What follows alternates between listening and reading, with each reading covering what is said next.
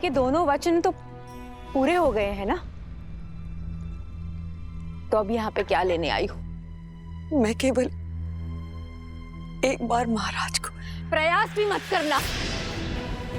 आपके अशुभ स्वप्न ने महाराज के प्राण हर लिए और अब तो केवल शरीर बचा है, और उस पर मैं आपकी अशुभ छाया पड़ने नहीं दे सकती। जीवन लिया है आपने उनका, तो अब मृत्यु के पश्चात भी शांत नहीं रहने देंगी उन्हें शांति से रहने दीजिए।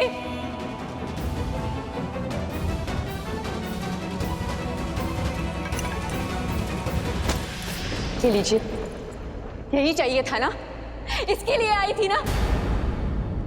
जाइए, ले जाइए इसे और सजा दीजिए भरत के शीश पर।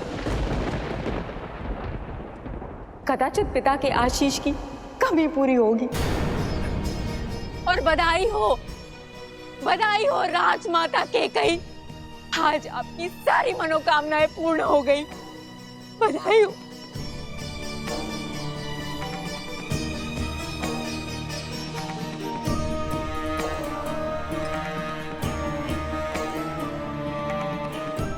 इस प्रकार से मुख मोड़ के जाने से आप सच्चाई से मुख नहीं मोड़ सकती हैं दीदी। और सत्य यही है कि आपने हमसे हमारा सौभाग्य और अयोध्या से उसका भाग्य, हमारा राम, दोनों छीन लिया।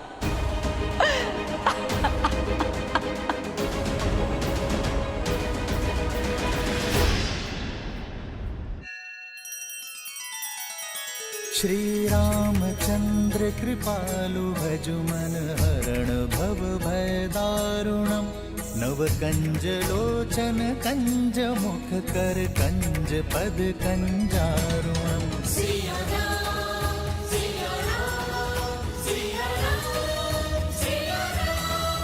आदर्श और मर्यादा की है ये कथा महापावनम। काट मद श्री से मिला दे श्रीमद् रामायणम, श्रीमद् रामायणम।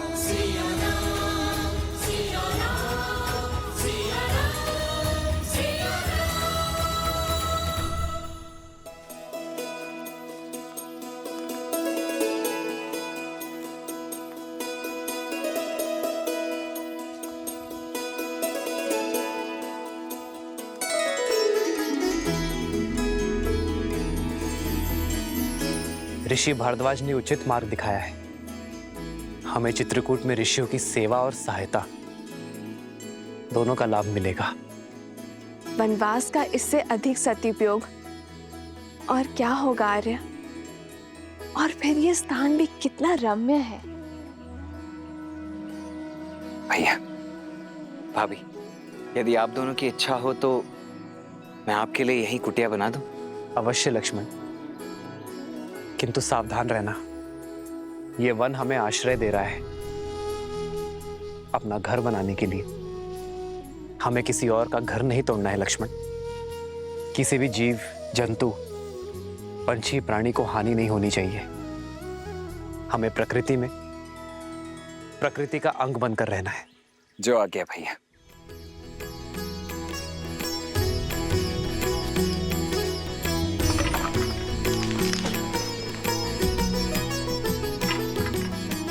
लक्ष्मण सिया सहित रघुराई,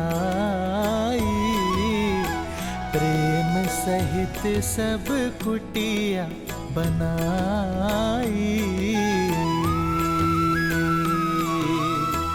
गिरिवन नदी देख मन हर्षाए, रघुवर चरित सिया को सुहाए। जब जब थक के बैठती माई, तब कंद मूल फल लाते रघुराई।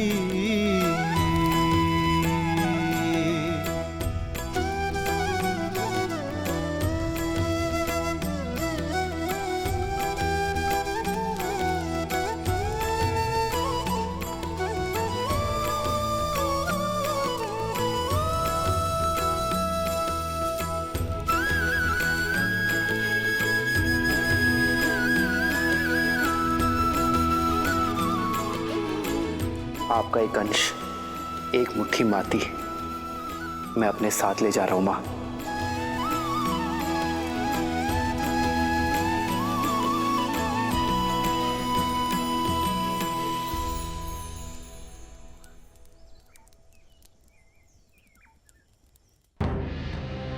भरत क्या करेंगे आचार्य?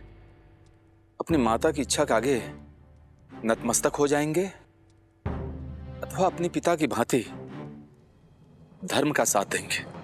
राम का अनुज है भरत, और मुझे पूर्ण विश्वास है कि भरत जो करेगा उसका कर्म, उसका चयन अनंत काल तक इतिहास स्मरण रखेगा।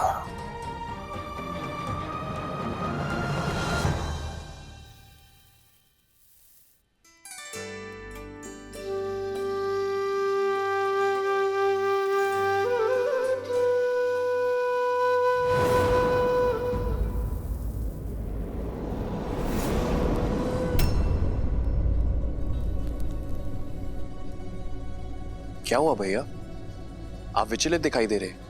ये सब अपशकुन देखकर मेरा मन घबरा रहा है शत्रुघ्न। न जाने क्या अनर्थ होने वाला है। आप ही ना, ये दिया तो पवन के झोंके से बुझ गया, और ये सब केवल संयोग है, अपशकुन नहीं। नहीं शत्रुघ्न, केवल एक घटना संयोग हो सकती है। मैंने तुम्हें बताया नहीं, बीते कई दिनों से पूरे स्वप्न सता रहे मुझे। मन बहुत घबरा रहा है शत्रुघ्न। अवश्य ही अयोध्या पर संकट की काज गिरी है। भरत, शत्रुघ्न,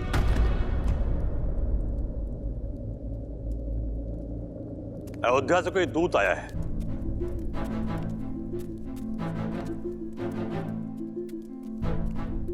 प्रणाम अयोध्या कुमार, मैं महर्षि वशिष्ठ का संदेश लेकर आया हूं।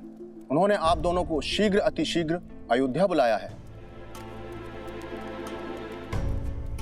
अचानक अयोध्या में सब कुशल तो है ना मेरे राम भैया? पिताश्री सब ठीक तो है? सब कुशल हैं कुमार। देखा भैया, सब कुशल मंगल है। आप यूं ही चिंता कर रहे थे। भरत, एक कुशल योद्धा पर चिंता का भाव शोभा नहीं देता पुत्र। जी मामाश्री, आप मुझे और शत्रुघ्न को लौटने की अनुमति दे। आयुष्मान भव। आयुष्मान भव। यात्रा शुभ हो पुत्र।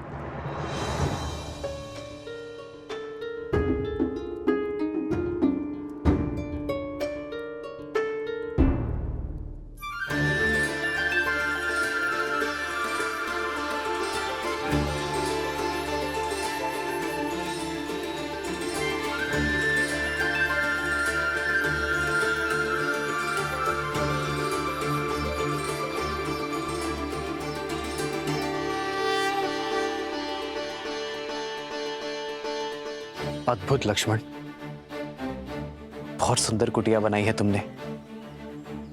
आशा नहीं थी ये भी कला है तुम में। धन्यवाद भैया।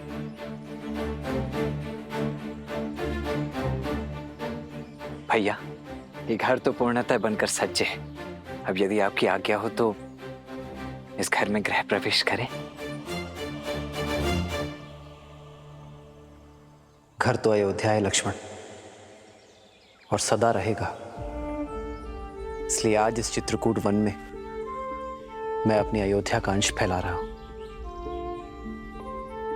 भगवान सूर्य और महाराजा हरिश्चंद्र, रघु, दिलीप, भागीरथ जैसे महान पूर्वजों को साक्षी मानकर, मेरे पिता श्री महाराज दशरथ और 3 माताओं को साक्षी मानकर हम इस कुटिया में प्रवेश करेंगे।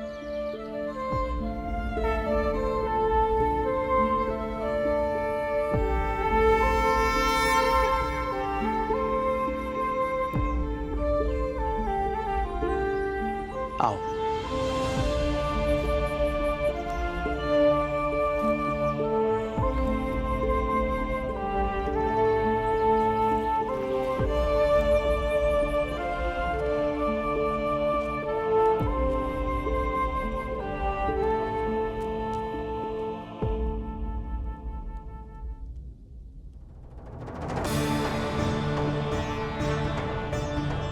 मेरे अयोध्या की पावन माटी,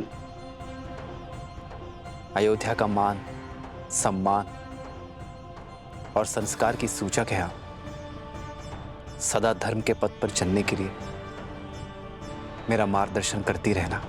अयोध्या की याद आ रही है ना भैया? नहीं लक्ष्मण, न जाने क्यों मेरा मन भारी हो रहा है। ऐसा लगता है जैसे मेरे परिवार, मेरी अयोध्या पे कोई बहुत बड़ी विपदा आ पड़ी है। हे मां, रक्षा करना। आप व्यर्थ ही चिंतित होते हैं आर्य। मेरे ससुर संसार के सबसे सक्षम राजा है। वो अपनी अयोध्या को कुछ नहीं होने देंगे। और फिर भरत भैया और शत्रुघ्न भैया भी तो हैं। विश्वास रखिए, आपके अनुज आपकी अयोध्या और आपके पिताश्री को कुछ नहीं होने देंगे। भरत पर तो स्वयं से भी अधिक विश्वास है मुझे। उससे श्रेष्ठ ना ही कोई पुत्र हो सकता है और ना ही कोई शासक।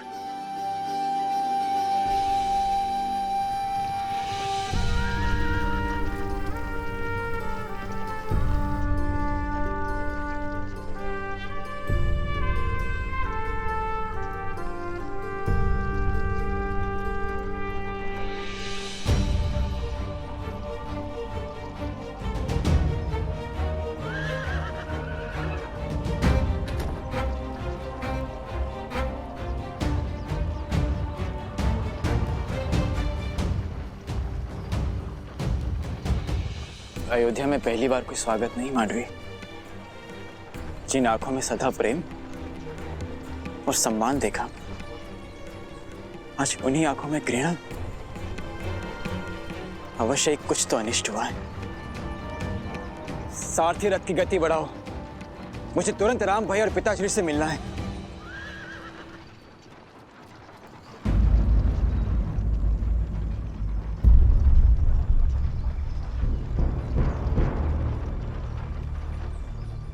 बड़ी विचित्र बात है, अयोध्या में इतनी निस्तब्धता, ना कोई सैनिक ना कोई सेवक।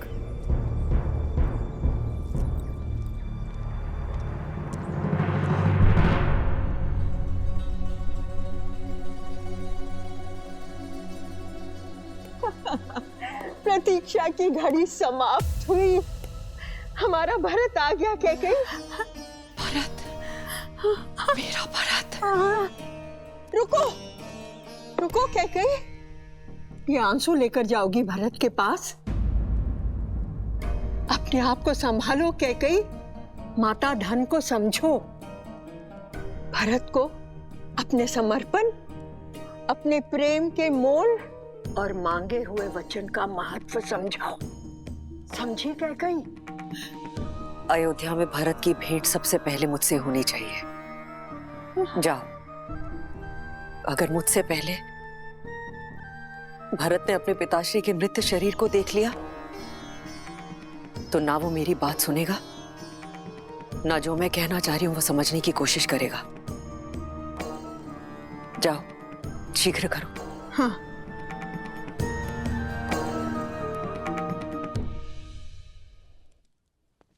राम भैया, भैया कहाँ हैं आप? भरत, राम भैया। भरत, भरत, चलो चलो। तुम्हारी माता कैकेयी कब से तुम्हारी प्रतीक्षा कर रही है। आओ चलो। अब एक बार मैं राम भैया से मिल लूं, उसके पश्चात माता से भी मिल लूंगा। मिल लेना राम से।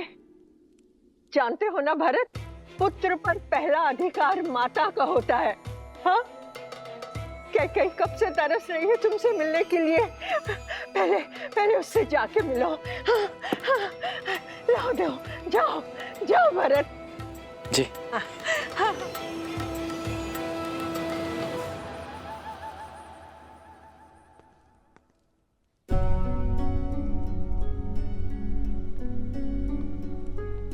माता, आप कैसी हैं? आपको कितना स्मरण किया मैंने, और जानती हैं आप माँ,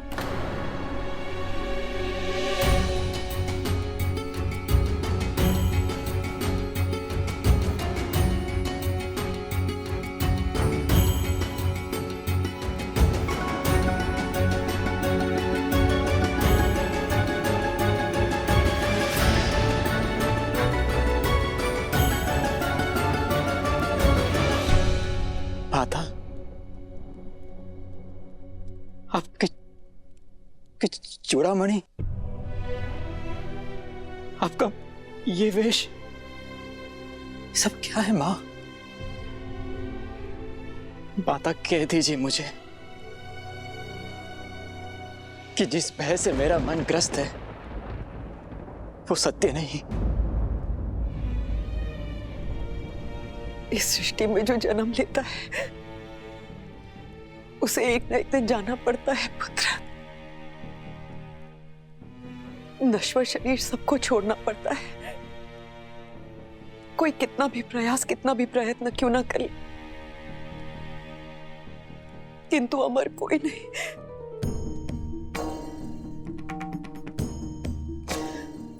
आप मुझे स्पष्ट सत्य कहिए माँ। तुम्हारे पिताश्री महाराज दशरथ ये सत्य यथार्थ कर हमें सदैव के लिए छोड़कर चले गए भरत।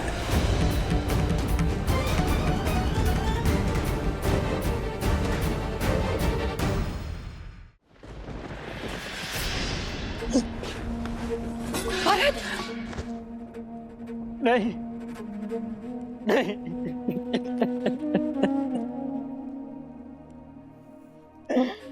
यह संभव है, यह संभव है।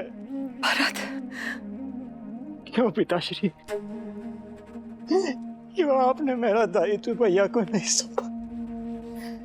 क्यों आपने अपना ये कर्तव्य नहीं निभाया और मुझे अनाथ करके चले गए? और मैं अभागा अंतिम समय में उनके समीप न रह सका।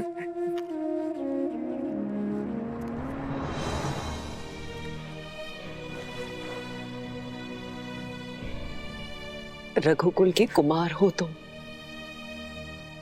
एक योद्धा हो, एक वीर पुरुष को यूं आंसू बहाना शोभा नहीं देता। भरत, अभी तो बहुत बड़े बड़े दायित्व निभाने हैं तुम्हें, बहुत बड़े बड़े। माँ, क्या पिताश्री ने अंतिम समय मेरा स्मरण किया था? उन्हें प्राण त्यागने से पहले उन्होंने मेरा नाम पुकारा था क्या? बताइए ना माँ, बताइए ना। अवश्य ही पुकारा होगा। उससे बहुत स्नेह करते थे वो। तुम्हारे पिता की स्नेह की डोर सिर्फ राम से जुड़ी थी। अपनी अंतिम श्वास तक राम का ही स्मरण करते रहे। राम नाम रटते रटते अपने प्राण तक त्याग दिए उन्होंने। क्या भैया का स्मरण करते हुए प्राण त्याग दिए? अर्थात भैया भी यहां नहीं थे। माँ, भैया कहाँ थे? मैंने पूछा माँ, भैया कहाँ हैं?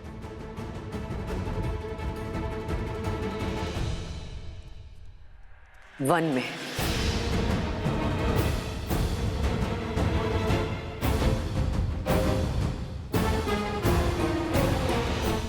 क्या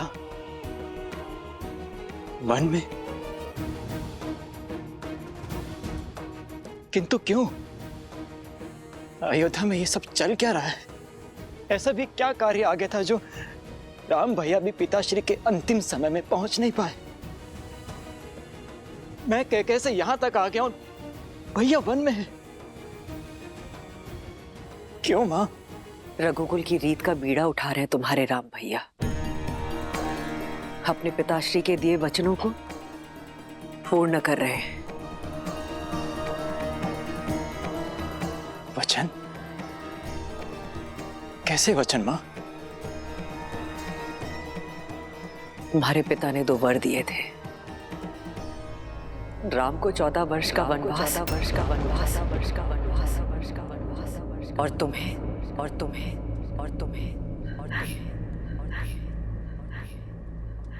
अयोध्या का सिंहासन।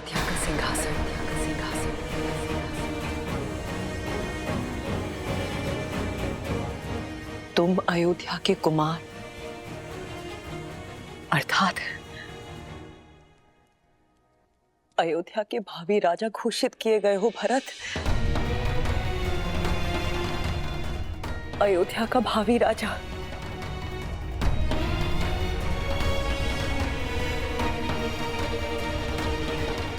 ये समय आंसू बहाने का नहीं है भरत। एक वीर राजा की भांति अपने दायित्व निभाने का है। अपनी प्रजा पर अपनी छाप छोड़ने का है। एक वीर प्रबल योद्धा बनो और अपने सारे दायित्व निभाओ भरत। सत्य कहा मां आपने। अब समय आ गया है अपने दायित्वों को निभाने का, अपनी प्रजा पर छाप छोड़ने का। इस अयोध्या में जो काली मां फैली है उसे मिटाने का। इस राजमहल में जो कुचक्र रचा गया है उसे कुचलने का। मां, मेरा पहला कर्तव्य उस षड्यंत्रकारी को खोजना जिसने मेरे पिताश्री को ऐसा वचन देने के लिए विवश किया, जिसने मेरे राम भैया को वनवास देने का वचन अपने मुख से निकाला। उसके शरीर से प्राण निकालना ही मेरा पहला कर्तव्य है।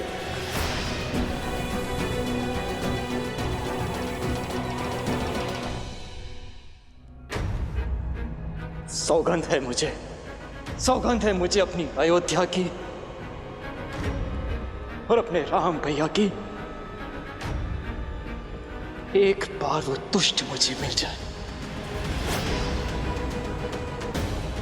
उसे जीवित नहीं छोड़ेगा ये भरत।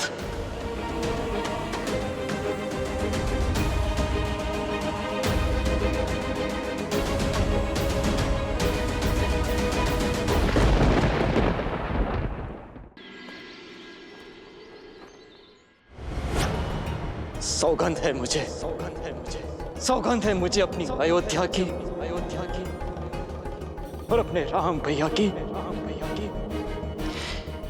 एक बार वो दुष्ट मुझे मिल जाए, उसे जीवित नहीं छोड़ेगा ये भरत।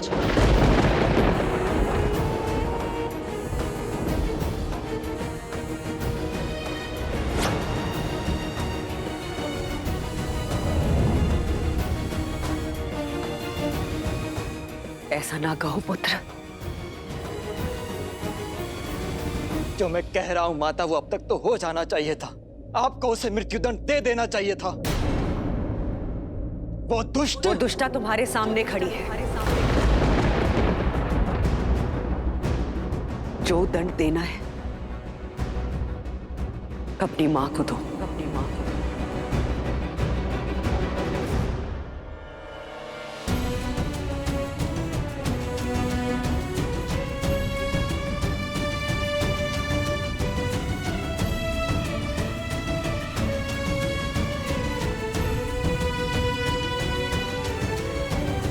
समरासुर युद्ध के समय महाराज के प्राणों की रक्षा करने के लिए उन्होंने मुझे 2 वर दिए थे, जो मैं जीवन में कभी भी उनसे मांग सकती थी। और आपने ये वर मांगा? ये हीन विचार आपके मन में आया? सत्य कहना मां, ये भयानक विचार मेरी माँ के मन में आया? तुम्हारी माता हूं, इसलिए विचार आया।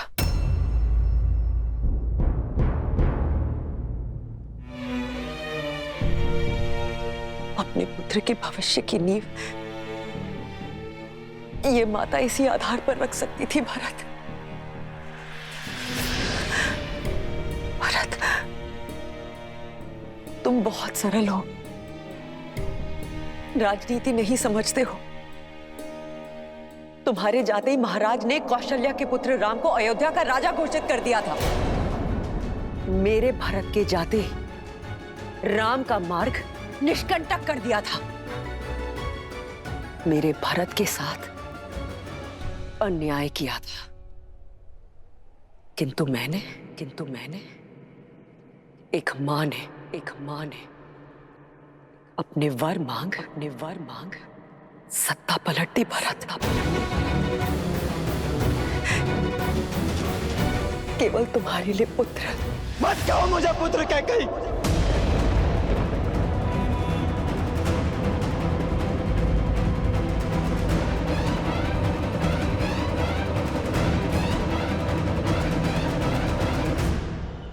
मत कहो मुझे पुत्र। जो शब्द मुझे अमृत सा मीठा लगता था, आज वही शब्द विष की तरह मेरे कानों में चुभ रहा है। ये पाप करके तुमने मुझे अपनी ही दृष्टि में गिरा दिया। सोच भी कैसे लिया श्री राम की परछाई ये भरत छल से छीना हुआ सिंहासन स्वीकार कर लेगा। यही भय तो सदैव सताता रहता था मुझे कि तुम कहीं राम की परछाई बनकर न रह जाओ। अपनी भावनाओं में बहकर भविष्य की आहुति मत दो भरत। आहुति तुमने दी है अपनी ममता की, लालच के कुंठित यज्ञ में। स्मरण रखना, अब से इस संसार में कोई भी अपनी पुत्री का नाम कैकेयी नहीं रखेगा।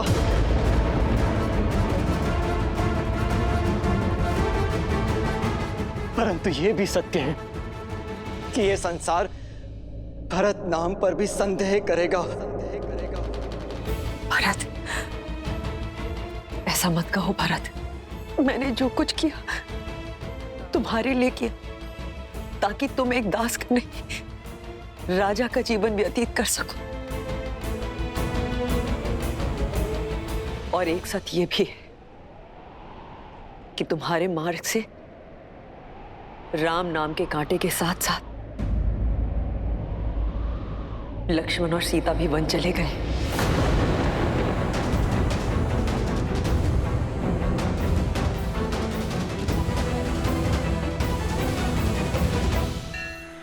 अद्भुत! लक्ष्मण और माता सीता को भी तुमने वन भेज दिया। अरे तुम नारी हो या राक्षसी, अपने पुत्रों और कुलवधु को तुमने संन्यास दे दिया। और इसी शोक में मेरे पिता भी। नहीं भरत, ये केवल एक संयोग था। झूठ! ये कोई संयोग नहीं, षड्यंत्र था तुम्हारा कैकेयी। मेरे पिता की मृत्यु का कारण तुम्हारे वचनों का भार था। तुमने मारा है उन्हें। ये लांछन मुझ पर मत लगाना भरत। लांछन मैं नहीं, ये संसार लगाएगा तुम पर कैकेयी। और उस कलंक का बोझ मैं ढोऊंगा। तुमने एक नहीं, दो पुत्रों की ममता को छला है। जिन राम ने तुम्हें अपनी जननी से ऊपर माना, उन्हें छला। और जिस पुत्र भरत को तुमने जन्म दिया, उसके जीवन को कलंकित कर दिया तुमने। ऐसी होती है माता, ऐसी। कहते हैं कि एक पुत्र कुपुत्र हो सकता है, किंतु एक माता कुमाता नहीं हो सकती। नहीं भरत। पर कैकेयी तुम इतिहास की पहली ऐसी माता हो जिसने कुमाता होना चुना।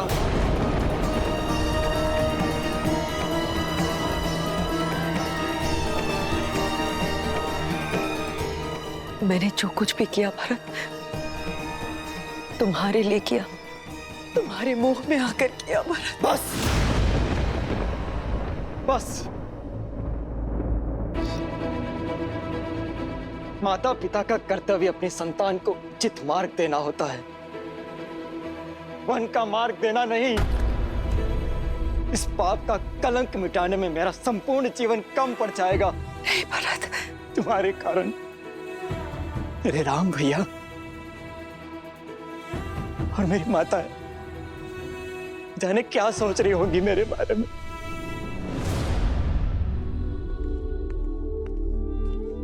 केवल मैं हूं तुम्हारी माता। मां शब्द का अपमान मत करो कैकेयी।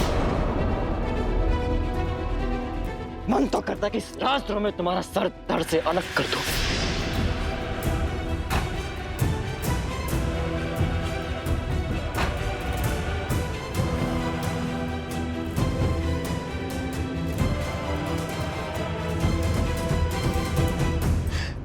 परंतु मेरा यह निर्णय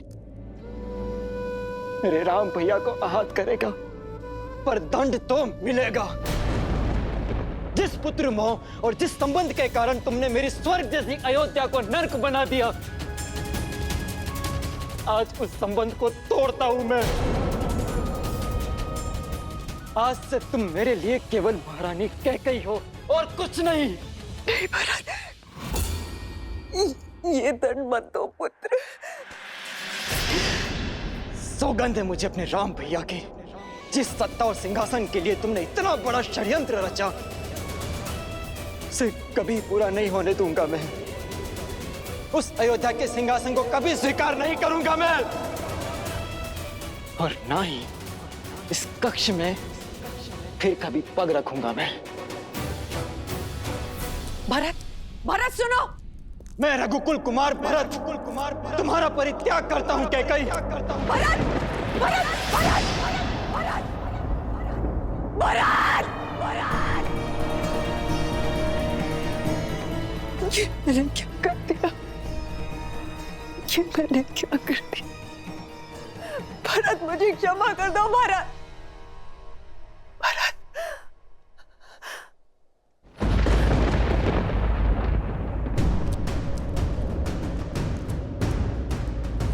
चल पापी, कोई बचाओ मुझे, कोई तो मेरी सहायता करो। जो सहायता करने आगे बढ़ा, उसे तुझसे भी बड़ा दंड दूंगा दुष्टा। चल पापी, प्राण ले लूंगा मैं तेरे।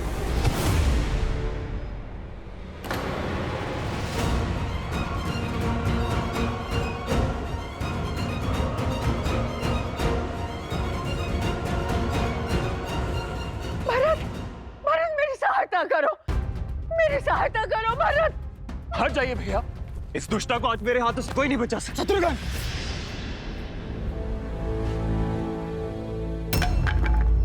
संयम रखो शत्रुघ्न। हम रघुकुल के वंशज हैं और हम नारी पर हाथ नहीं उठाते। नारी, नारी ऐसे नहीं होती है भैया। नारी के वेश में एक राक्षसी है ये। शत्रुघ्न, आप नहीं जानते भैया, इसी ने हमारे राम भैया को, माता सीता को और लक्ष्मण भैया को वन भेजा है। षड्यंत्र के इस धागे की एक छोर को महारानी कैकेयी ने भी थामा है शत्रुघ्न। दंड तो उन्हें भी मिलना चाहिए। स्मरण रहे, यदि हमने मर्यादा भंग की तो भैया राम की दृष्टि में अपराधी बन जाएंगे, त्याग देंगे वो हमें। तो क्या इसे ऐसे ही छोड़ दे भैया? ये दुष्टा मृत्यु दंड की भागी है। अपराधी को क्या दंड दिया जाए, यह निर्णय एक राजा का है। राम भैया को लौटने दो। इसके पाप का दंड वही निश्चित करेंगे। और भैया के अयोध्या लौटने की तैयारी शुरू करो। तब तक इस पापी और दुष्टा को कारागृह में डाल दो। नहीं, नहीं भरत। सैनिकों, नहीं, ले जाओ इसे और डाल दो कारागृह में। मुझे मत भेजो भरत, मुझे बचा लो। नहीं, नहीं, नहीं, नहीं। नहीं भरत, ऐसा मत करो, मैं नहीं जाऊंगी। मुझे बचा लो भरत, मुझे बचा लो, मुझे बचा लो। हमारे राम भैया मर्यादा के पर्याय हैं, किंतु समझ नहीं आता भैया, लक्ष्मण भैया ने अपराधियों को दंड क्यों नहीं दिया? क्यों वो चुपचाप वन चले गए? क्यों भैया बताइए।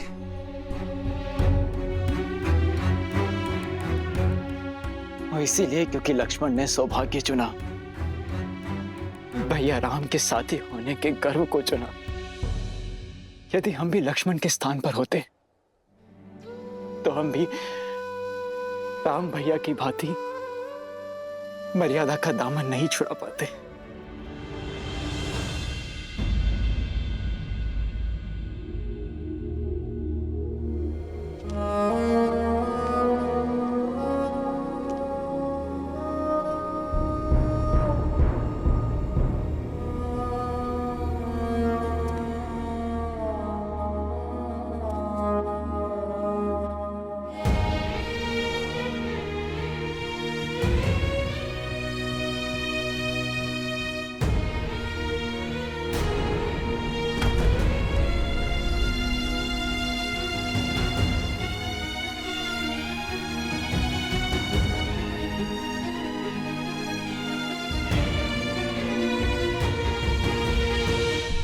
पिताश्री, पिताश्री,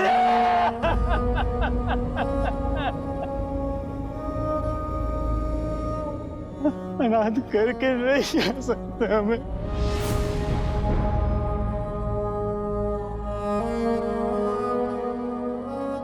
माँ,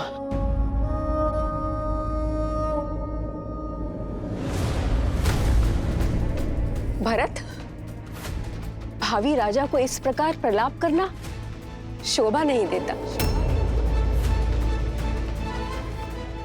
बधाई हो युवराज, पिता की भस्म को आधार बना के राज सिंहासन पा ही लिया तुमने। आज महारानी कैकेयी तो बहुत गर्व से भरी हुई होंगी, बहुत प्रसन्न होंगी। रघुकुल में नया कीर्तिमान जो बनाया है तुमने, राज सिंहासन के लोभ में संबंधों की बलि चढ़ाकर सिंहासन पाने वाले इक्ष्वाकु वंश के पहले राजा बनने वाले हो तुम। तो ये व्यर्थ में आंसू बहाकर ढोंग करना बंद करो और आनंद लो इस सत्ता का, इस राजपाट का, और जो तुमने किया है उसका दायित्व लो भरत।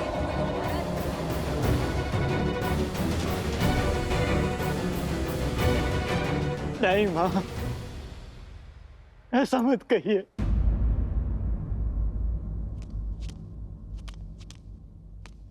माँ, माँ मेरा विश्वास कीजिए माँ, मैंने कुछ नहीं किया माँ। कौशल्या माँ, क्या आपको भी ऐसा लगता है कि आपका अपना भरत कभी स्वप्न में भी ऐसा सोच सकता है?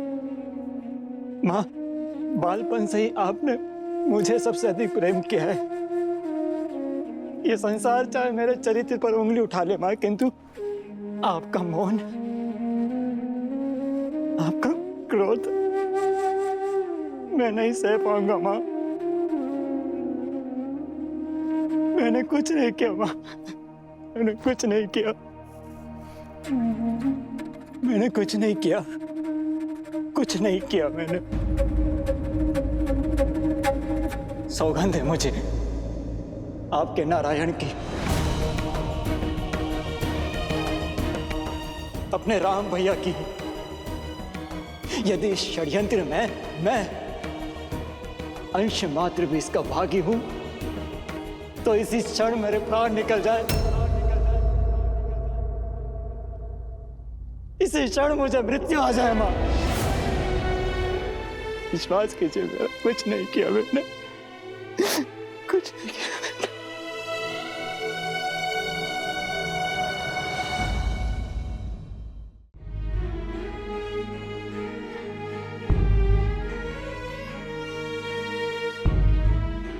दोबारा ऐसा मत बोलना।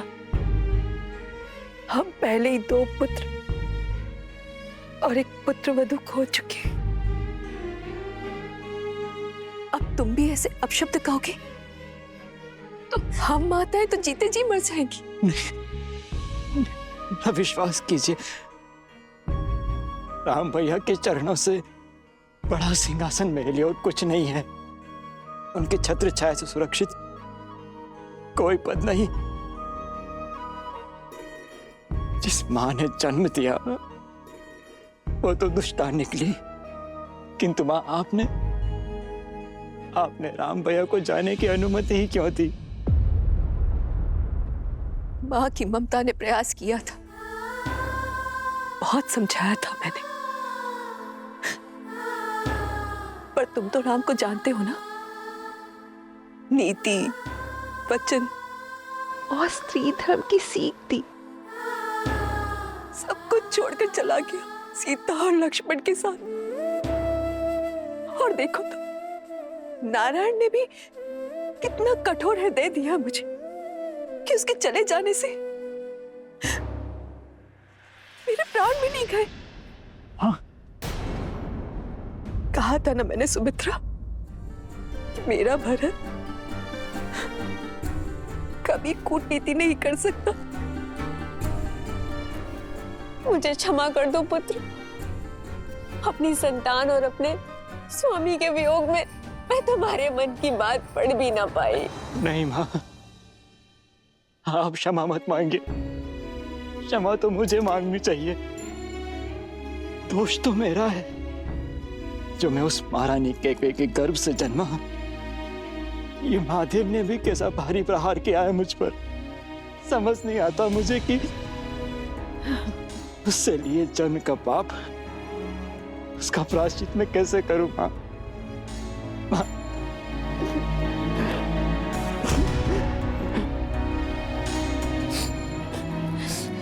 मां, मां,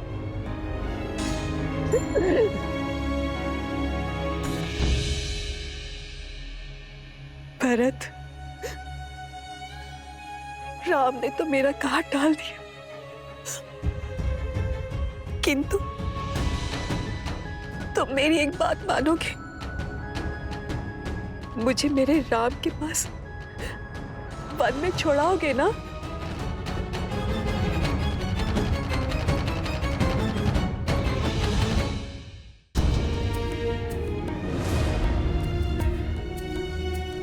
नहीं मां, कदापि नहीं, क्योंकि ना तो ये न्याय है और ना ही ये प्रायश्चित।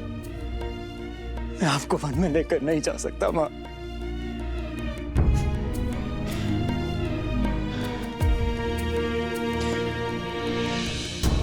बल्कि जो वनवासी हो गए हैं उन्हें अयोध्या पुनः लेकर आऊंगा मैं। अपने राम भैया, सीता भाभी मां और अपने प्रिय अनुज लक्ष्मण को पुनः अयोध्या लेकर आऊंगा मैं। धन्य हो कुमार भरत, तुम धन्य हो।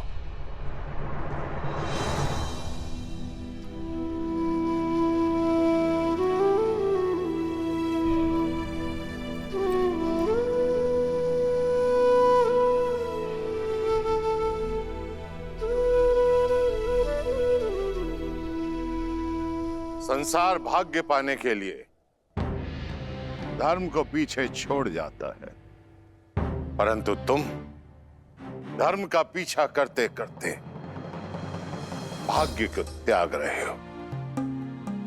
तुम्हारा ये निर्णय, तुम्हारा ये समर्पण, यही धर्म की परिभाषा है।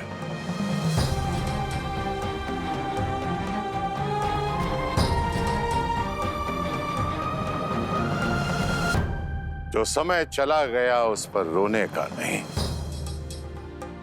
पर जो हाथ में है उसे संभालने का है। अपने दायित्व को निभाने का है।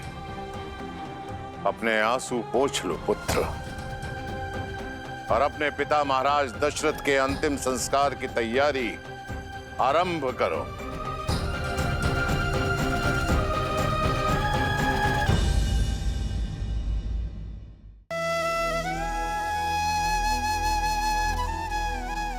राम नाम, राम नाम, राम नाम।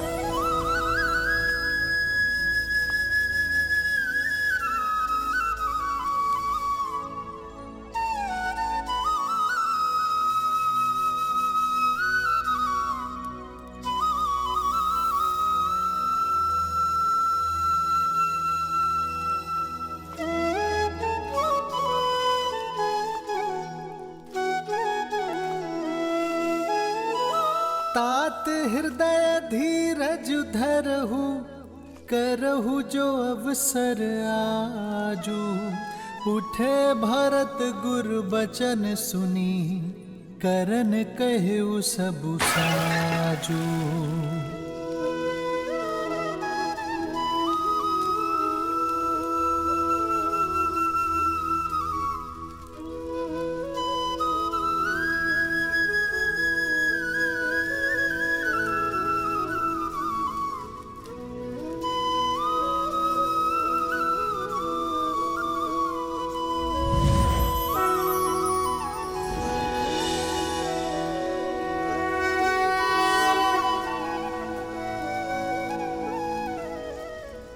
पिताश्री, पिताश्री! भैया संभालिए अपने आप को, संभालिए अपने आप को। आयुष्मान भव पुत्रो।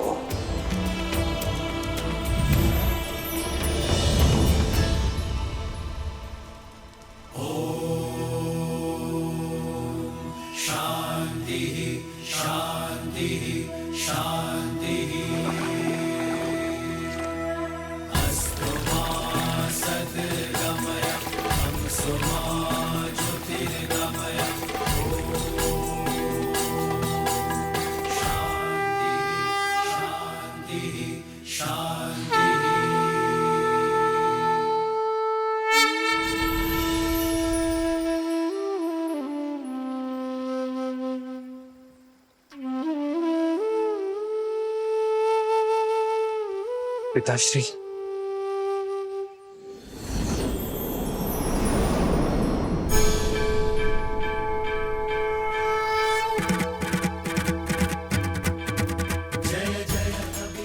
मैं प्रसन्न हुआ मनु, वर मांगो। एक ही अभिलाषा है प्रभु, आप हमारे पुत्र के रूप में जन्म लें। राम नाम सत्य है, राम नाम सत्य है प्रभु।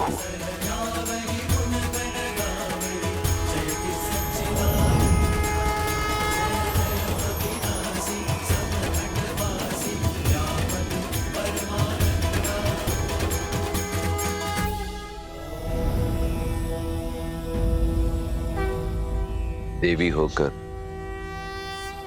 मृत्यु का शोक मना रही हैं। भूल गई, अंत ही आरंभ है, और वैसे भी मृत्यु तो एक नए युग के आगमन के उत्सव का प्रारंभ होती है। दशरथ ने अपना संपूर्ण जीवन धर्म और कर्तव्य का आंचल थामा, अपने कर्मों से स्वयं को साधारण से महान बनाया, परंतु अब धरती पर उनका समय समाप्त हुआ और श्री राम का समय आरंभ तो ये तो उत्सव का समय हुआ ना देवी? मैं दशरथ की मृत्यु का नहीं, एक माँ की ममता की हत्या का शोक मना रही हूँ महादेव। जगत जननी हूं ना, एक जननी के कर्मों ने मेरे हृदय को भेद दिया है। जिन आंखों में संतान सुख के सपने सजे थे, उन आंखों को वियोग से दृष्टिहीन बना दिया कैकेयी ने। दशरथ से उसके पुत्र और प्राण दोनों छीन लिए। इसमें किसी का दोष नहीं है देवी। श्रीमद् रामायण की इस गाथा में सभी पात्र अपना अपना कर्तव्य निभा रहे हैं। यदि कैकेयी ना होती, उसके दोनों वरदान ना होते, तो श्री राम को वनवास कैसे मिलता? कैसे करते श्री राम संसार में मर्यादा की स्थापना? वास्तविकता तो यह है देवी कि संसार को पाप के श्राप से मुक्ति दिलाने में कैकेयी और उसके दोनों वरदानों का अत्यंत महत्वपूर्ण योगदान है। उतना ही बड़ा सत्य यह भी है कि संसार को धर्म की शिक्षा देने वाली इस महान गाथा में कैकेयी का योगदान कितना बड़ा है, कितना महान है, ये वो स्वयं भी नहीं जानती। अपना नाम, अपना सम्मान, यहां तक कि अपने मन की शांति की भी आहुति दे दी उसने, और श्री राम के जीवन को संसार के उत्थान की ओर अग्रसर कर दिया। इसलिए संसार को यह स्मरण रखना होगा कि श्रीमद् रामायण की इस महान गाथा के लिए जितना महत्वपूर्ण श्री राम का त्याग है, उतना ही महत्वपूर्ण कैकेयी का स्वार्थ भी है।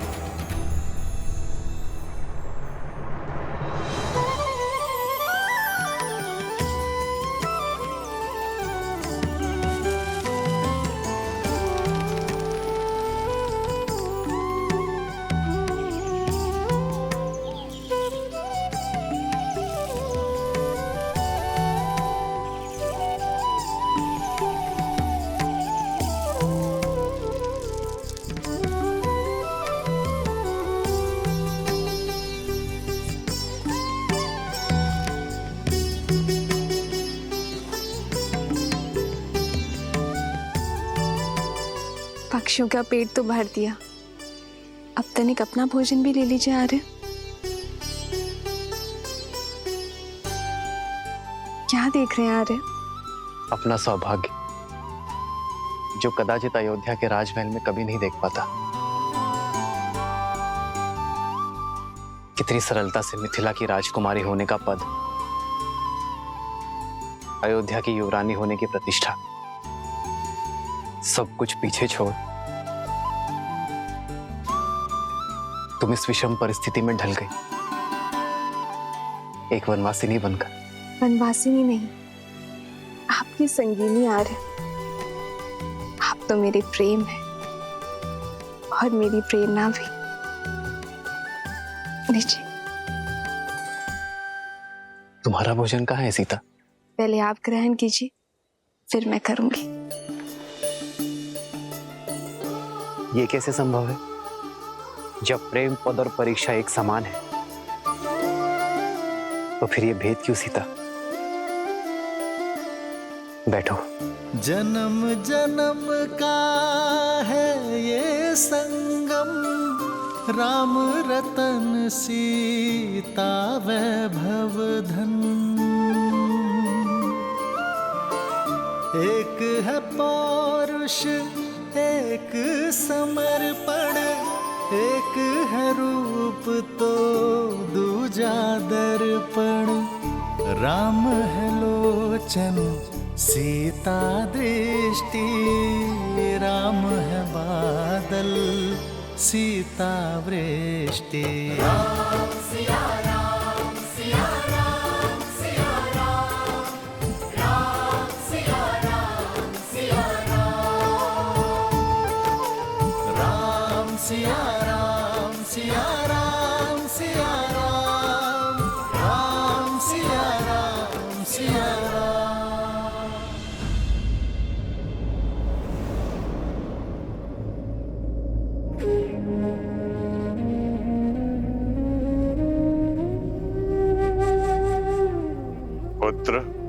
जन्म और मृत्यु किसी के रोकने से नहीं रुकती। संसार का यही अटल सत्य है और अस्थि विसर्जन ब्रह्मांड में विलीन होने का मार्ग है। 5 तत्वों से बना ये शरीर अंत में 5 तत्वों में ही समा जाता है। कण कण ब्रह्मांड में घुल जाता है। कुमार भरत, महाराज की अस्थि का विसर्जन कीजिए। ये अस्थियां केवल मेरे पिताश्री की ही नहीं, इक्ष्वाकु के वंशज अयोध्यापति महाराज दशरथ की है। इनकी अस्थियों का विसर्जन वही कर सकता है जो महाराज का उद्देश्य और उनका दायित्व अपने सर लेने में सक्षम हो, जो अयोध्या का सच्चा उत्तराधिकारी हो। महाराज की अस्थियों का विसर्जन उनके ज्येष्ठ पुत्र के हाथों ही होना चाहिए, जो कि मैं नहीं, मेरे भैया राम हैं।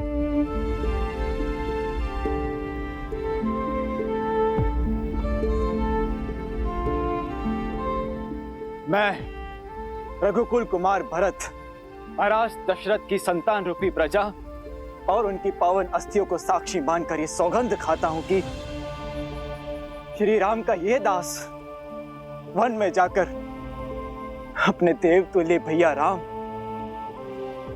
माता समान सीता भाभी और अपने प्रिय अनुज लक्ष्मण को पुनः अयोध्या लेकर ही आऊंगा। महाराज की अस्थियों का ये विसर्जन अयोध्या के नए महाराज हमारे श्री राम ही करेंगे। रघुकुल रीत सदा चली आई, प्राण जाए पर वचन न जाई। पिछली बार आंख क्या लगी, श्री राम हमारी आंखों से ओझल ही हो गए थे, परंतु इस बार पलके तक नहीं झपकाएंगे और अपने श्री राम को वापस लेकर अवश्य आएंगे।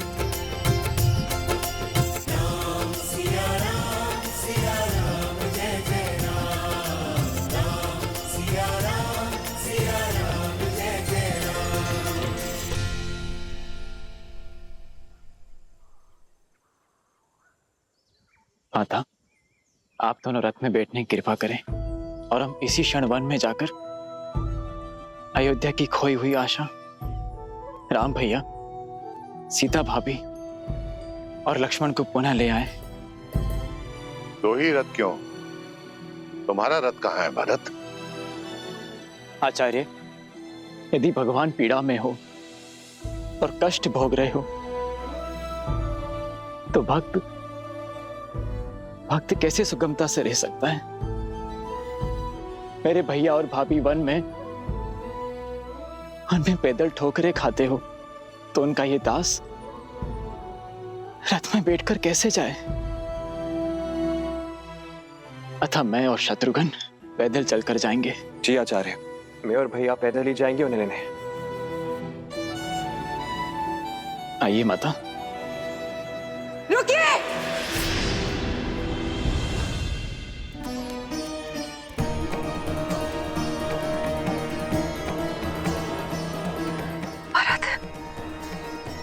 मैंने कहा था ना कि मेरे समक्ष मत आना। तुम्हारे रोकने से ना ये धर्म रुकेगा, ना कर्म और ना ही ये अयोध्या। विनती है मेरी, और कोई स्वांग मत रचिए। हम निर्णय ले चुके हैं, हम राम भैया को पुनः लेकर ही लौटेंगे। मैं यहाँ आप सबको रोकने नहीं आई हूँ, आप सबके साथ चलने आई हूँ। जो अपराध मुझसे हुआ है उसे सुधारने आई हूँ, अपने राम को लेने आई हूँ। मेरा राम मेरे कारण यहाँ से गया ना, मेरे कहे बिना वो नहीं लौटेगा भरत।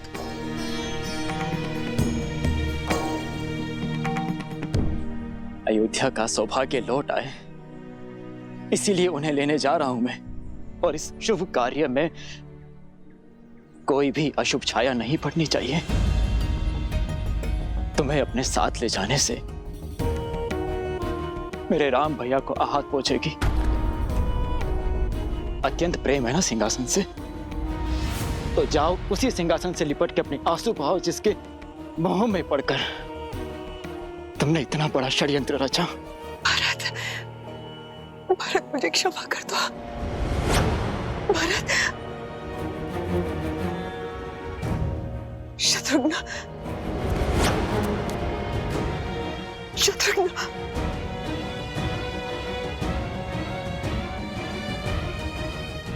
दीदी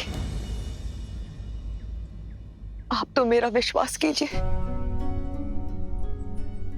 मेरे हाथों बहुत बड़ा पाप हो गया दीदी। उस पाप को धोना चाहती हूँ।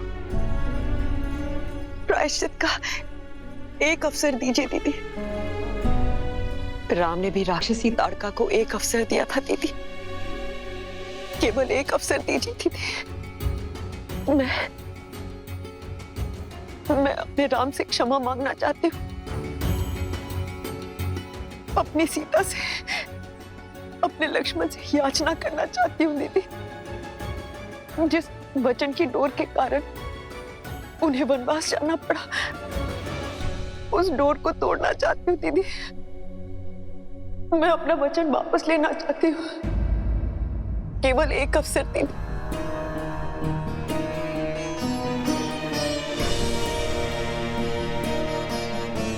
अन्यथा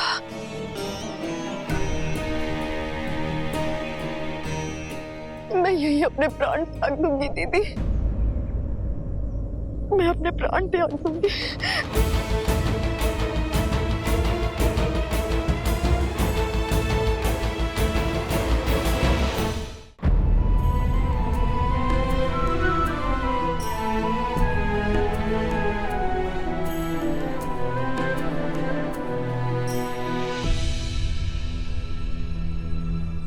भरत,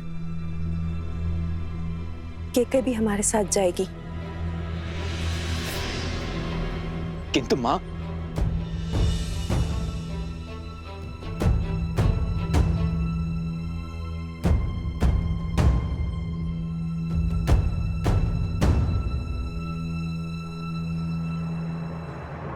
आदर्श और मर्यादा की है ये कथा महापावनम।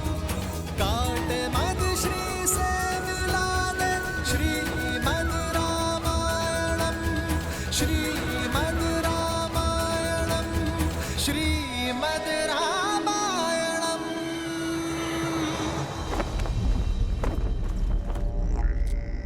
यस्य देवस्य गन्धर्वाः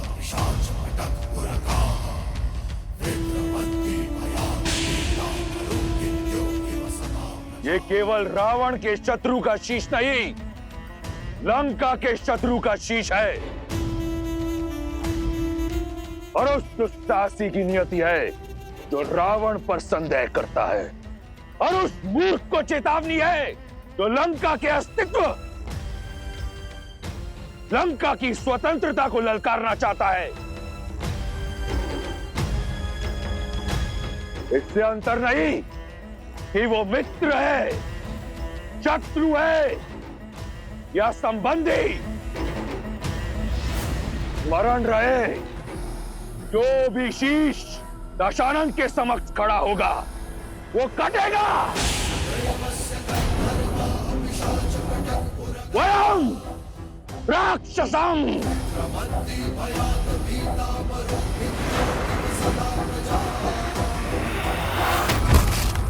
लंकेश दशानन की, लंकेश दशानन की, लंकेश दशानन की।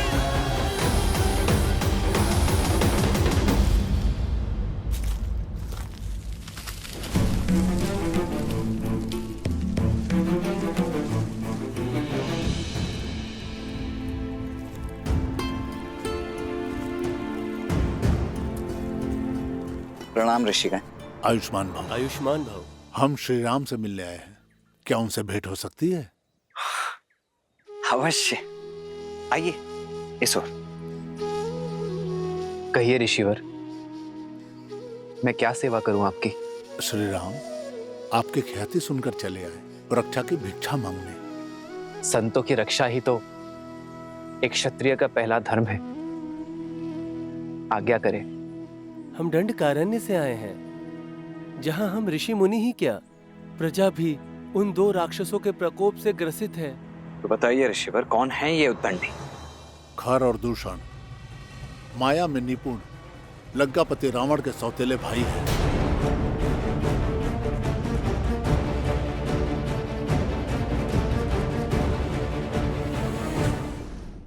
लंकापति रावण का केवल एक ही उद्देश्य है, भय और बल से संपूर्ण जगत को अपने अधीन करना। फिर चाहे धर्म और न्याय की बलि ही क्यों न चढ़े, आतंक की सीमा पार ही क्यों न हो जाए। श्री राम, जैसे आपने तारका वर्ण को ताड़का मुक्त किया, उसी प्रकार से हमारे वर्ण को भी खर और दूषण के आतंक से मुक्त कीजिए। प्रजा की सुरक्षा और संतों की सेवा ही रघुवंश की परंपरा है ऋषिवर। हम उनसे विमुख नहीं हो सकते। आप निश्चिंत रहिए ऋषिवर। मुझे विश्वास है कि चित्रकूट में कोई बहुत बड़ा उद्देश्य हमारी प्रतीक्षा कर रहा है। कदाचित इसलिए ऋषि भारद्वाज ने हमें यहां रुकने का परामर्श दिया है। यदि आपकी आज्ञा हो तो चित्रकूट में अपना उद्देश्य समाप्त कर हम कुछ दिनों बाद यहां से प्रस्थान करेंगे। जैसी आपकी इच्छा। शब्दों से अधिक महत्व और कुछ नहीं। हमें विश्वास है जिनके कोई नहीं उनके श्री राम है। अब शीघ्र आइए श्री राम, और हमें रावण और उसके भाइयों के आतंक से मुक्ति दिलाइए।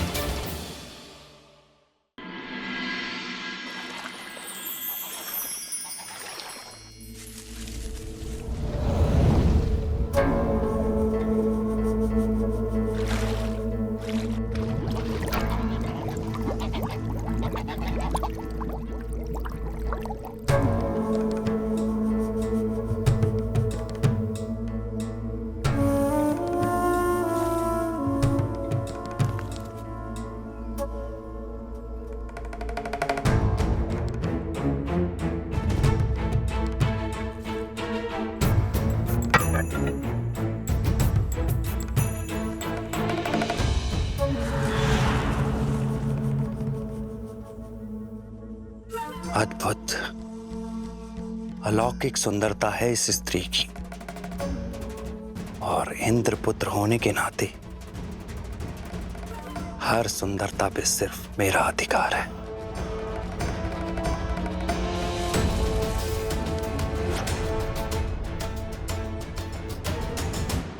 सीते?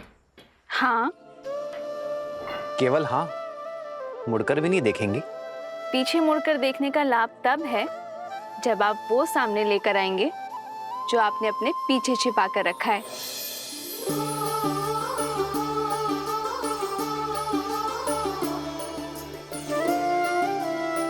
दृष्टि दूसरी ओर थी, तब भी देख लिया मुझे।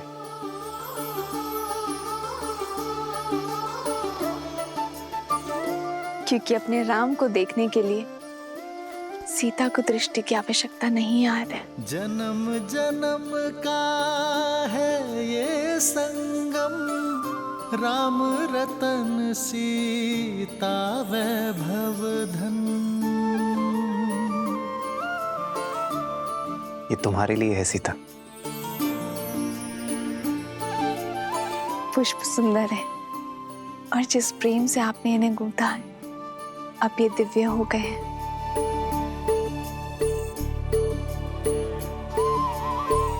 आपने ये केवल दिखाने के लिए बनाए हैं, तो स्वयं लगा दीजिए।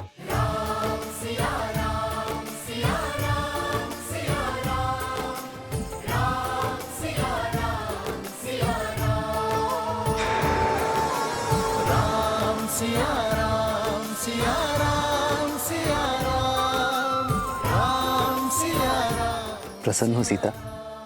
हाँ, किंतु मुझे प्रसन्न करने के लिए उपहारों की आवश्यकता नहीं है आर्य। केवल आपका साथ ही पर्याप्त है। जानता हूं सीता, किंतु प्रेम पा लेने के बाद उसका महत्व कम आंकना ही पुरुषों की सबसे बड़ी भूल होती है। जो है, जितना है, उसी में निरंतर प्रयास करना ही सच्चा प्रेम है। फिर महाराज दशरथ की सबसे प्रिय पुत्र वधु और महाराज जनक की सबसे प्रिय पुत्री के लिए मैं इतना ना कर सकूं, तो फिर मेरे पुरुषार्थ का लाभ ही क्या है? आपको ऐसा लग रहा होगा ना कि मेरे माता पिता को मेरी चिंता होगी, किंतु चिंता वहां होती है जहां विश्वास नहीं होता। और मेरे माता पिता को आप पर पूरा विश्वास है। अपने जमाता श्री राम पर महाराज जनक का विश्वास पूर्ण है।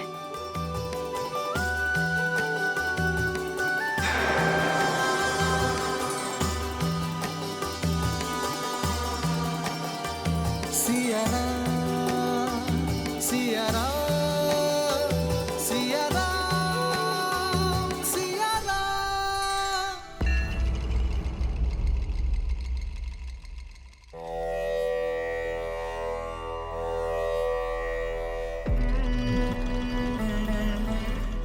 तिलक लगा रही हो, परंतु हाथों में कंपन है। तुम हमारी विजय से प्रसन्न नहीं मंदोदरी? आपके विजय के उल्लास में तिलक लगाया आपकी भार्या ने, पर एक माँ के हाथ कांप रहे हैं, क्योंकि आपके पाप के कारण मेरे पुत्र को श्राप मिला। क्या लंका को आप यही दिन दिखाएंगे दशानन, कि लंकेश का आदेश उनके पुत्र के मृत्यु का कारण बनेगा? माता, जो श्राप कभी सत्य होगा ही नहीं, उसके ताप से कैसा भय?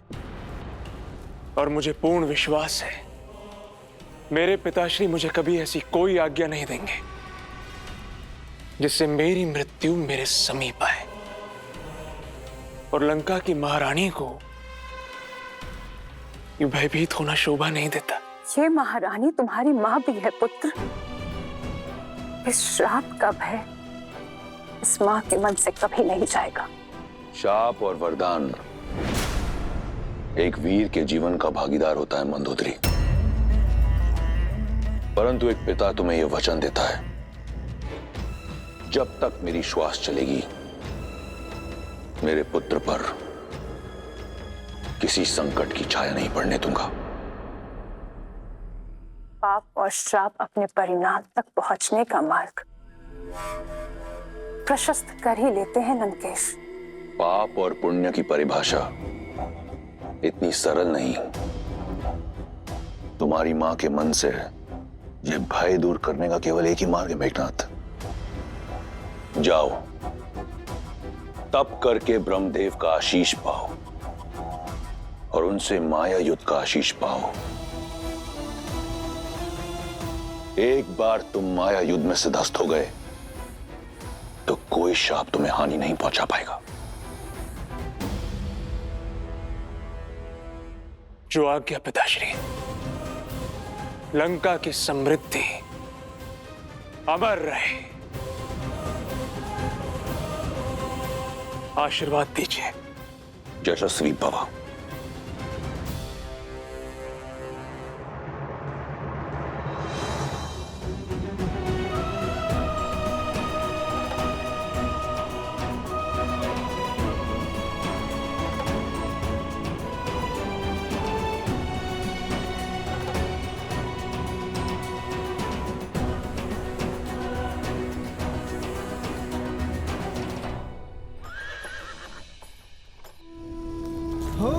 चलत प्रात लखी निर्णयुनी के भरत तू प्राण प्रिय भेष बही के,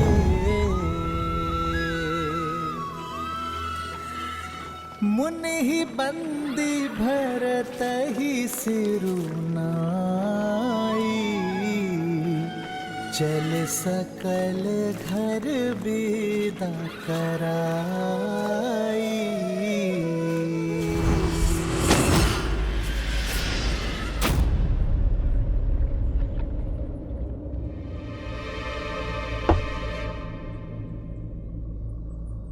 ये चेतावनी कैसी?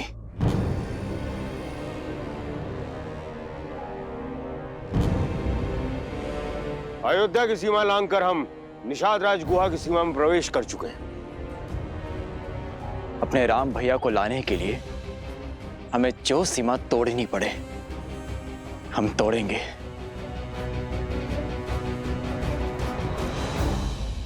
निषाद राज गुहा हमारे मित्र हैं। ऋणी है अयोध्या निषाद राज की, जिन्होंने कुमार राम की हर संभव सहायता की है। फिर तो वो हमारे मित्र हुए और पूजनीय भी।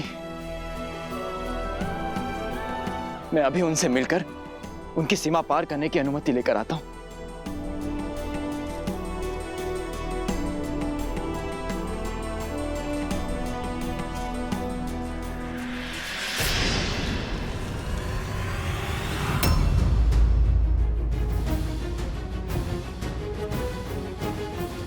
सावधान, सावधान, सावधान। अयोध्या नरेश भरत, निषाद राज की सीमा पार करके श्री राम के लिए संकट ना ही बनने देंगे हम तुमको। आप अनुचित समझ रहे हैं निषाद राज। मैं तो बस आपसे। हम उचित समझ रहे हैं। देव तुल्य श्री राम को अयोध्या महल से निकलवा बनवासी बन के भी तृप्त नहीं हुई तुम्हारी आत्मा, जो यहाँ इस सेना को लेके आक्रमण करने चले आए। एक पग भी आगे नहीं बढ़ाइएगा। हम जानत हैं कि श्री राम तक तुम्हारा पहुंचना हट होगा, और ये भी माने था कि ये युद्ध का ललकार होगा। हम संख्या में कम हैं, परंतु ये युद्ध के बाद अयोध्या बरसों तक पछताएगी।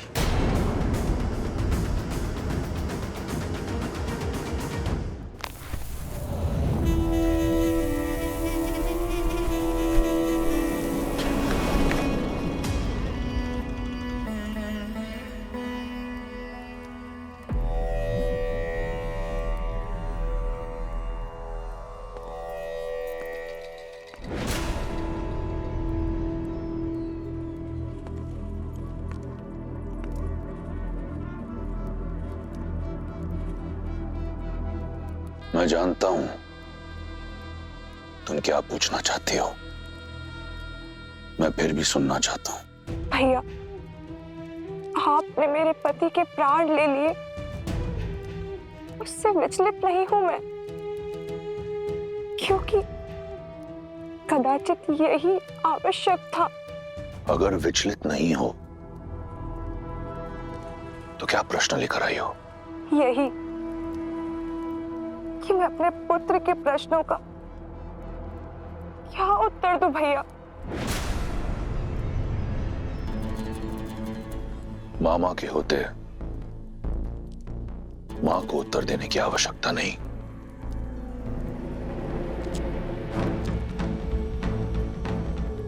मेरे प्रिय भांजे, तुम्हें पता है इस संसार को लगता है कि तुम्हारे मामा के सीने में हृदय है ही नहीं। वो किसी की पीड़ा, किसी की व्यथा नहीं समझ सकता, परंतु ऐसा नहीं है।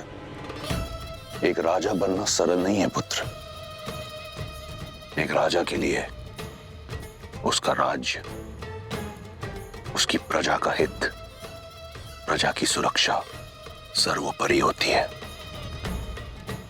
मैंने जो किया वो किसी द्वेष से नहीं किया। मैं केवल अपना राजधर्म निभा रहा था। समझ रहे हो ना? भैया, मेरे मन में आपके लिए केवल प्रेम और सम्मान है। जानता हूं, और तुम भी जान लो, मेरी बहन और मेरे भांजे को सदैव लंकेश की सुरक्षा मिलेगी। परंतु अगर ये यहां रहा तो अपने पिता के प्रारब्ध को कभी भुला नहीं पाएगा। तुम दोनों दंडकारण्य चले जाओ, हमारे दूर के भाई कारदूषण के पास। स्थान और परिस्थिति बदलेगी तो तुम्हारे और शंभू कुमार के लिए विद्युत जीवा को बुलाना थोड़ा सरल हो जाएगा। मैं समझती हूँ भैया, आपके आदेश का पालन होगा। मैंने तुम्हारा पति छीना है, तुम्हारा जीवन नहीं। पत्नी धर्म से मुक्त हो तुम। जीवन का नया पथ और नया साथी चुनने को स्वतंत्र हो तुम। ये मेरा वचन है, जो भी तुम्हें भाएगा तुम्हारा होगा, किसी भी मूल्य पर। ये रावण का वचन है।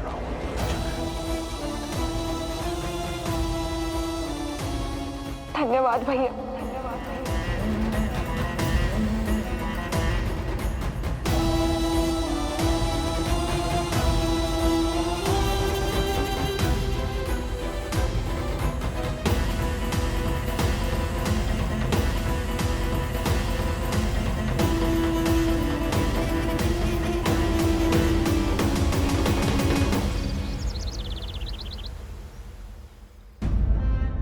महाराज दशरथ का देहांत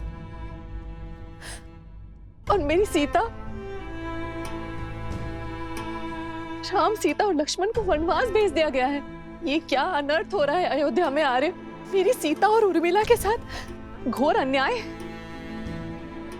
आर्य, हम इसी क्षण अयोध्या जाएंगे और लेकर आएंगे अपनी पुत्रियों को।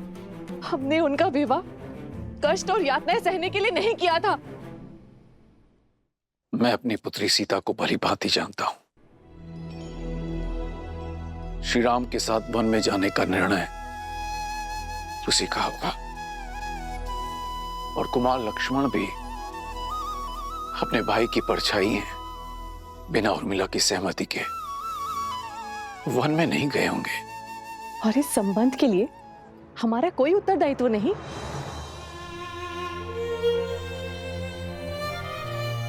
माता पिता को अपनी पुत्री के वैवाहिक जीवन में हस्तक्षेप नहीं करना चाहिए सुनैना, जब तक वो दोनों हमसे अपना परामर्श न मांगे।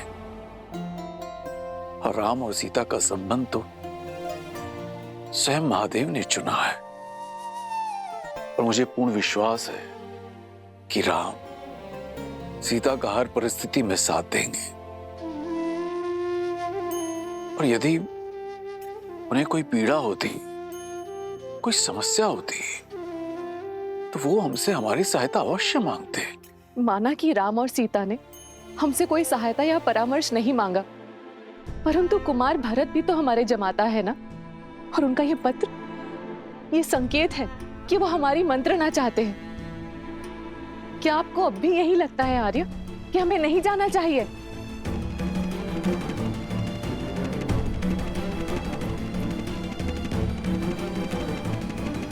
हमरे शरीर में प्राण रहते हम आपको आगे नहीं बढ़ने देंगे।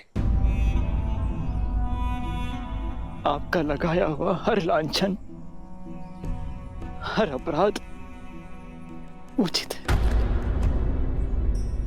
मुझ पापी के कारण ही मेरे भैया राम को ये सब कष्ट भोगने पड़ रहे हैं। मेरे प्राण ले लीजिए, किंतु मुझे अयोध्या नरेश मत कहिए। इससे मेरे श्री राम का अपमान होगा, क्योंकि वो सिंहासन केवल उनका है। ये भरत अपने भैया का केवल दास है। आपको मेरे प्राण लेना है तो मेरे भैया से भेंट करने के बाद ले लेना, क्योंकि ये जो भरत आपके सामने खड़ा है ये केवल देह मात्र है, आत्मा तो वनवास जा चुकी है। कृपया मुझे उनसे मिल लेने दीजिए, उनसे मिलना मेरे लिए अत्यंत आवश्यक है। मुझे आगे जाने दीजिए, उनसे मिलने दीजिए।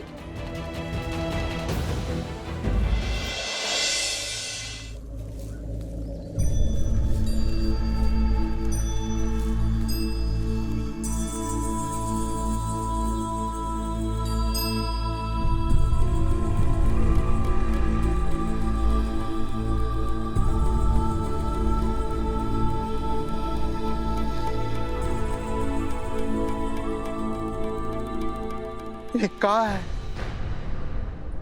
सारी महारानियां ऐसन वस्त्र में, और ये कलश।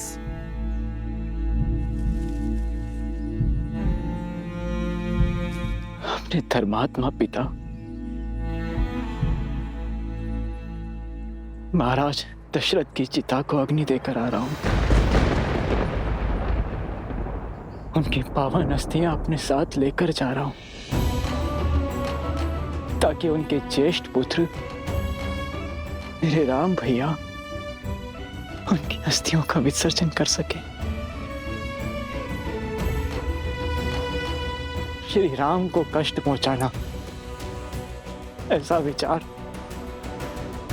मैं स्वप्न में भी नहीं कर सकता। मेरी मंशा तो उन्हें उनके उचित स्थान अयोध्या के सिंहासन पर बैठाने की है। यदि आपको अब भी मुझ पर संदेह है तो लीजिए, ले लीजिए मेरे प्राण।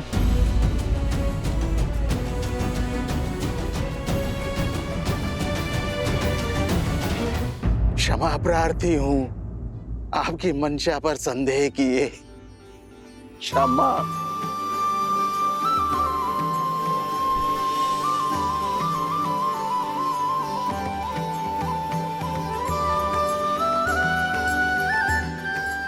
वही प्रेम, वही भावना, वही ऊर्जा